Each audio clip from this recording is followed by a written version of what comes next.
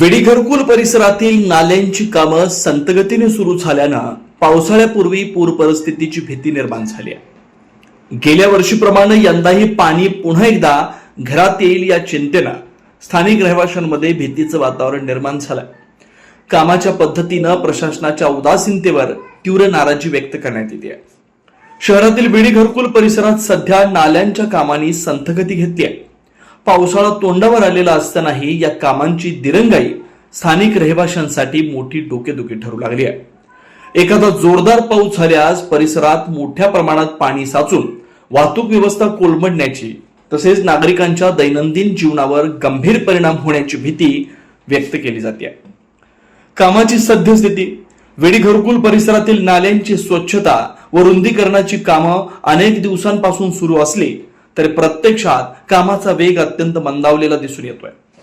ठेकेदाराकडून पुरेसं मनुष्यबळ व यंत्रसामग्री तैनात न केल्यानं काम निर्धारित वेळेत पूर्ण होण्याची शक्यता धुसर झाली आहे। परिसरातील अनेक नाल्यांमध्ये अद्याप ही कचरा, गाळ आणि अतिक्रमण कायम आहे।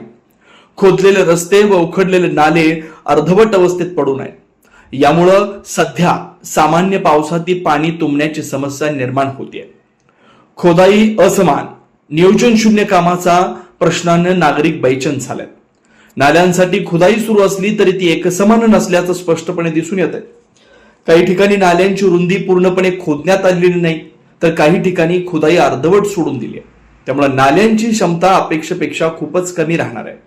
पावसाचं पाणी मुक्तपणे वाहून जाण्यास अडथळा निर्माण होणार आहे। विशेष म्हणजे खुदाई करताना एका फ्लॅट धारकाच्या पत्र्याच्या शेडला वळसा घालून काम केलं जात आहे। त्या शेडला हात न लावता नाल्याची दिशा वाकडी व अरुंद ठेवण्यात आल्यानं पाण्याच्या नैसर्गिक प्रवाहाला मोठा व्यत्यय निर्माण होणार आहे। पाणी एकाच दिशेने वेगानं वाहण्याऐवजी त्या वळणावर अडून राहण्याची व परिसरात पसरण्याची दाट शक्यता आहे। हा केवळ तांत्रिक चुकीचा मुद्दा नसून एका व्यक्तीच्या अतिक्रमणाला प्रशासनानं मुकसंमती दिल्याचा गंभीर प्रकार असल्याचं रहिवासी सांगतात। सोलापूर महानगरपालिकेच्या वतीनं गेल्या वर्षी वेडी घरकुल येथील पूरग्रस्त लोकांना न्याय देण्यासाठी या ठिकाणी नाल्याची व्यवस्था करण्याचे नियोजन करण्यात आले होते। गेल्या वर्षभरापासून या ठिकाणी नाल्याचे काम सुरू आहे। राज्य शासनाने 15 कोटीची निधी मंजूर केलेला असून सध्या आपण या ठिकाणी घरकुलमधील जो भाग आहे त्या भागातून नाला परिसर हा जात असतो।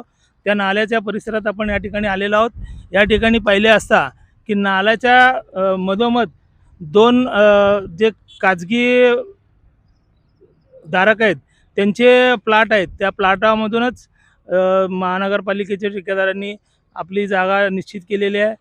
आता त्या ठिकाणी अजूनसुद्धा या मार्गावर नालाचं जे मुख्य काम आहे सिमेंट काँक्रीट करण्याचं या ठिकाणी झालेलं नाही आहे।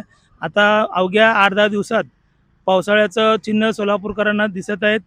आता जर पाऊस जर याला कदाचित मोठ्या प्रमाणात पाऊस पडला तर या ठिकाणच्या पुन्हा एकदा घरकुलमधील रहिवाशांना पाण्याने पुन्हा एकदा वेढा दिल्याशिवाय राहणार नाही। कारण गेल्या वर्षी पूरजन्य परिस्थितीमध्ये गेल्या 10 दिवसापर्यंत सगळ्या नागरिकांना पाण्यामुळं त्रास झालेला होता आणि आता हिरामोती टावर ते गोंधळी वस्ती हा जो भाग आहे या भागातील प्रमुख रस्त्याच्या आजूबाजूला सध्या ड्रेनेज लाईनचं काम मोठ्या प्रमाणात सुरू आहे।